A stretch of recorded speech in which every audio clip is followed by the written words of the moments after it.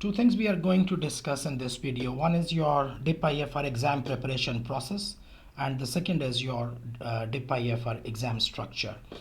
So before you start your preparation process, one question which immediately comes to your mind is that how much time and effort is required and what kind of commitment I'm locking myself into. You know that DipIFR exam, it takes place twice a year, first week of June and then first week of December. And if you see, so which means that effectively there are approximately 6 months between any two exams. And if you see ACCA website, they say that 4 months of effort is required. That's quite reasonable actually. I also believe that you need approximately 4 months, maybe slightly less, slightly more. But again, saying 4 months is quite subjective because we do not know that how much of effort is needed during those 4 months. So for that purpose, let's quantify this task and break it down into different pieces and see that which task requires what type of effort. So in general, if I say that total time period is 4 months, but you need approximately 160 to 180 hours of preparation, approximately 160 to 180 hours, and that includes everything. So how do we start? The first thing is that for planning, for example, you need to set a target for yourself. That's very important in your mind, that I have to take exam in June or I have to take exam in December. Until or unless you do not set a target in your mind, you will never start your preparation process properly. And of course, you need to choose a tuition provider. Maybe you are doing self-study, but it is better that you go with some tuition provider, and so that it keeps you disciplined and it gives you all the content which is needed. Let's suppose that if you join the Vertex Learning Solution, how do we have with Vertex, what do we offer you, or how do we take your exam preparation process? So first thing is watch lecture videos. We have got two types of videos. We call them lecture videos and practice and solution videos, in which we do past exam paper, their questions and solution we explain.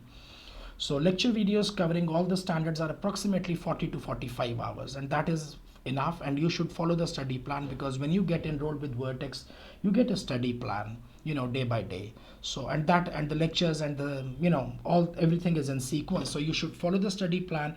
Approximately it takes 40 to 45 hours. Then read the study text. So you watch the standard video. For example, there is one standard which is IS-19 employee benefit. You watch the video and then you go back and you read the study text. Either you read the study text or you read the short notes provided by Vertex. Book is important, but it's not really very important when you have the lecture, because in lecture we cover the total theoretical thing. But in any case, you need to go through the book very quickly and see if there is anything which is missing, or see if there is anything which you need to further go into detail. So study text, I consider 35 to 40 hours of reading. That should be enough actually. Step number 3, watch question videos. So you have watched the videos for IS-19 lecture, then you have read the summary or you have gone through the book for IS-19, the same standard. Then you should do the question videos. You should watch the question videos which we have provided on the site, in which we have explained the question and the solution. It also takes approximately 35 to 40 hours. So I can assume here that you have 35 to 40 hours of video watching here and 40 to 45 hours. So approximately 80-85 hours of videos you would be watching.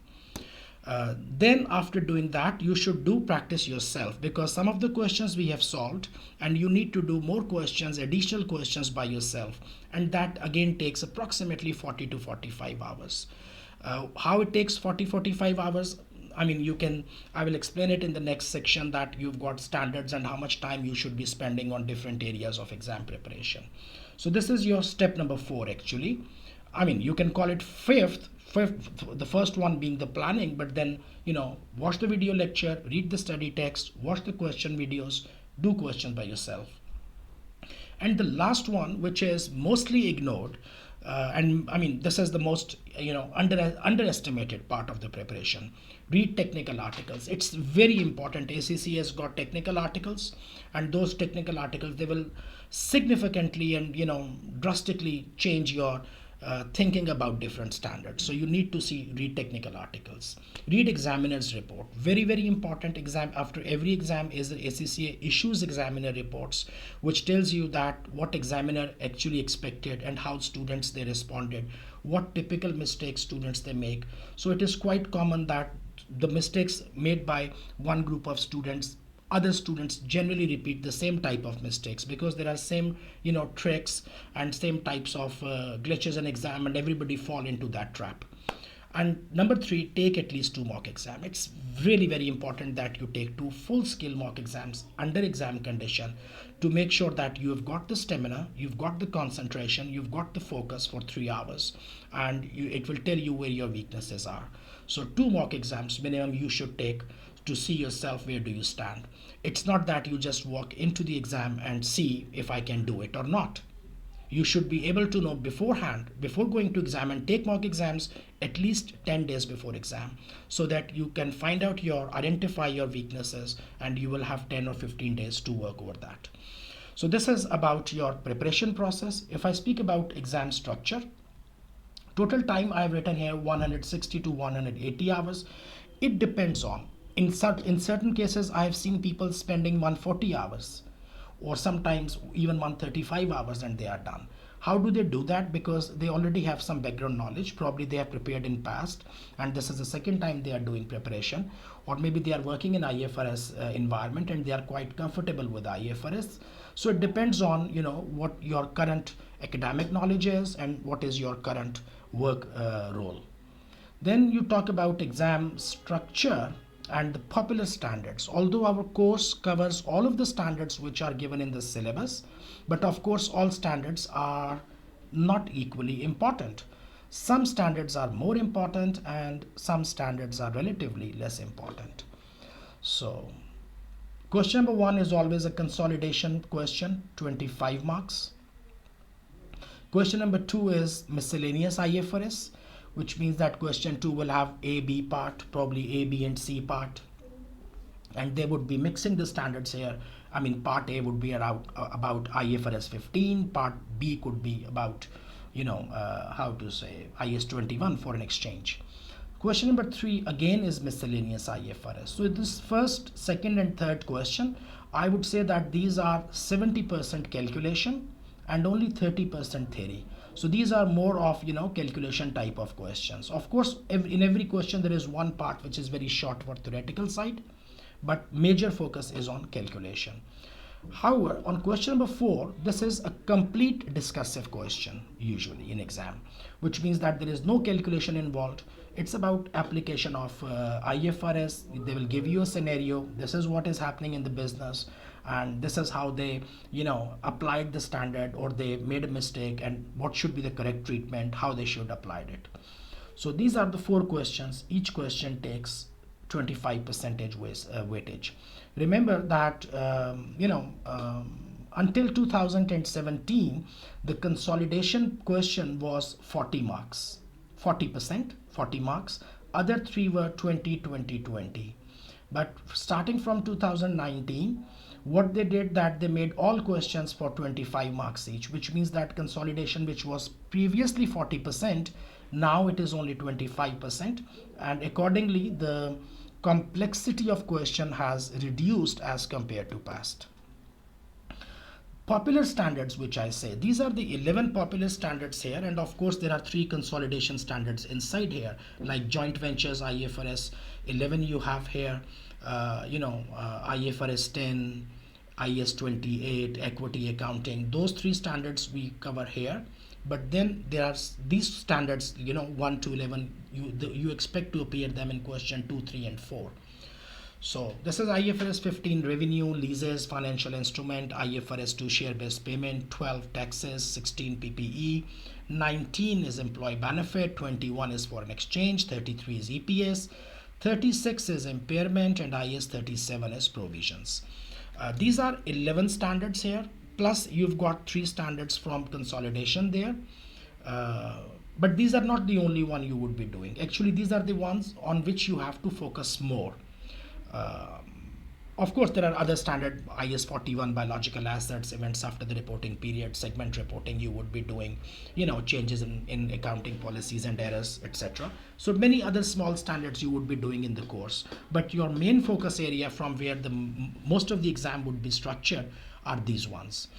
Anyways, this is all structure. The common mistakes which students they make, they do not do practice. You need to do a lot of practice, and actually I would say that you should be focusing less on the study text because my lectures are very detailed, and you should be focusing more on the practice kit and past exam papers. Number one, don't ignore or don't underestimate the importance of technical articles and examiner reports. They will tell you a lot about what examiner expects you to know, and how do you or how should you be drafting your answers or your responses.